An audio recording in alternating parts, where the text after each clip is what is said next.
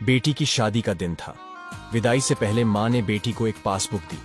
बेटी ने पूछा, माँ, ये क्या है? माँ ने जवाब दिया, बेटी, इसे मेरी ओर से शादी का तोहफा समझो। ये एक पासबुक है, जिंदगी के खूबसूरत लम्हों को संजोकर रखने का पासबुक। आज तुम्हारी शादी है। मैंने बैंक में 1000 रुपए जमा कराए हैं और पासबुक में लिखा है, आज मेरी बेटी की शादी है।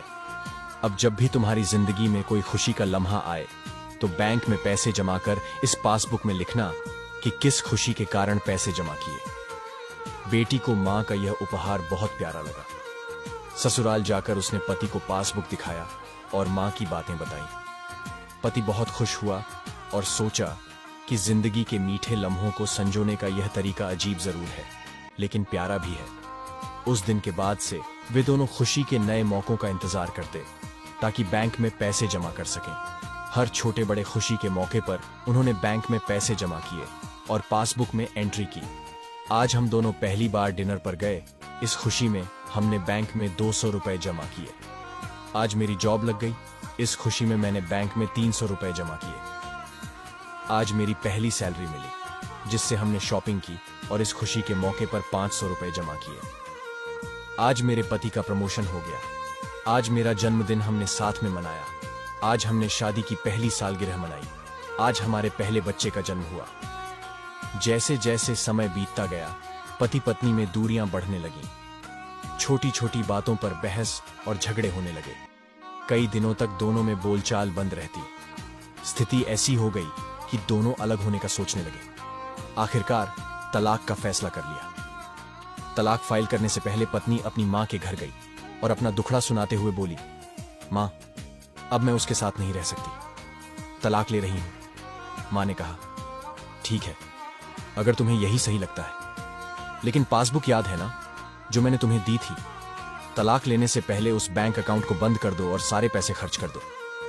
अगर शादी इतनी बुरी थी तो उससे जुड़ी कोई याद भी नहीं रखनी चाहिए। बेटी ने कहा, हाँ मां, आप सही कहती हैं। अगले दिन वह बैंक अकाउंट बंद कराने गई। कतार में खड़े खड़े उसने पासबुक का एक पन्ना पलट लिया, एक के बाद दूसरा, फिर तीसरा। पढ़ते पढ़ते उसकी आंखें डबडबा गईं। वह कतार छोड़कर वापस घर चली आई।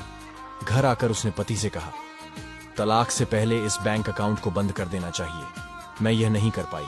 कल तुम बैंक जाकर अकाउंट बंद करा देना और सारे पैसे खर्च कर देना। अगले दिन पति बैंक गया। कतार में खड़े खड़े उसने भी पासबुक के पन्ने पलट लिए। सारे लम्हों को याद कर उसकी आंखें भी भर आईं। वह भी कतार से निकलकर घर आ गया। घर आकर उसने पासबुक अपनी पत्नी के हाथ में रख दी। पत्नी ने देखा कि आज की तारीख में 5000 रुपए जमा हुए थे और लिखा था कि मुझे आज एहसास हुआ कि जिसे मैं छोड़ने जा रहा था उसे मैं सबसे ज्यादा प्यार करता हूं और अपनी बाकी जिंदगी भी उसी के साथ गुजारना चाहता हूं। दोनों की आंखें भर आईं। दोनों एक दूसरे के गले लगकर बहुत रोए।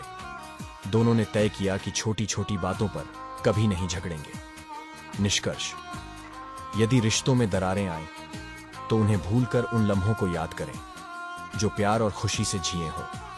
ये लम्हे आपकी भावनाओं को फिर से जिंदा कर देंगे। रिश्तों को अच्छे लम्हों के साथ याद करें, बुरे लम्हों के साथ नहीं। ये रिश्तों को मधुर बना देगा।